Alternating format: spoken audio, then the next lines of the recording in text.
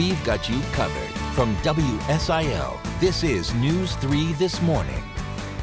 Well, good morning to you all. It is Sunday, December 12th. I'm Evie Allen. Search and rescue and cleanup efforts are underway following the recent severe weather. Multiple tornadoes touched down Friday night, causing major damage in many parts of the Midwest. Right now, the death toll in Kentucky could exceed 100 people, according to Governor Andy Beshear. We are continuing our team coverage this morning. News 3's Dave Davis and Storm Track 3 meteorologist Jason Lindsay are out on scene with us this morning, and they're in Mayfield taking a look at the damage right now. Dave, I know you all have been working tirelessly there and have seen the depth of how devastating it is there. So what can you tell us right now? And good morning, Abby. And we have been out here working, but I will say something right now. We've not been working near as hard as law enforcement, first responders here in Mayfield. Heart goes out to them. They've been out here working all night long. Actually, now we're going into the second day of working, and this is what they're dealing with. You can take a look at this right here behind me. It's just devastation. We've seen the images now. We're in the second day of this, so we've seen a lot of scenes like this. What you're taking a look at here, this is what's left of the post office, and I'm not sure if you're able to make it out, but all the postal vehicles are just lined up right there where they were inside the building, and this is what's left of the building.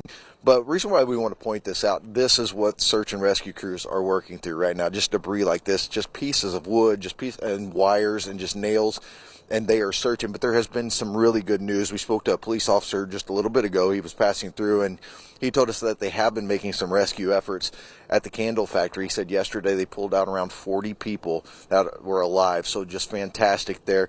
He said this morning what the game plan is going to be is they're going to be bringing in dogs, and they're heading out to the candle factory. They're going to be using dogs to help sift through the debris, because I asked him, I said, how do you what's the process? How do you go about finding someone in this?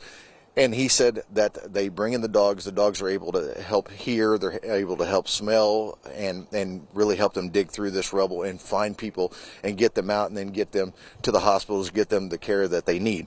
Now, one of the things he said that he'd been doing overnight is just making sure they keep people that are up to no good out of this region. So they want to make sure they separate volunteers from people who are up to no good. And there's two spots that they're sending people right now, Mayfield High School and the CFSB Bank, which is on the north side of Mayfield. That's where volunteers need to go to check in. They don't want people just driving in and seeing this right here. They don't want the streets clogged. As you can see right now, I mean, it is extremely busy. It's not just media, but first responders from just all over the region are out here all over the streets trying to work.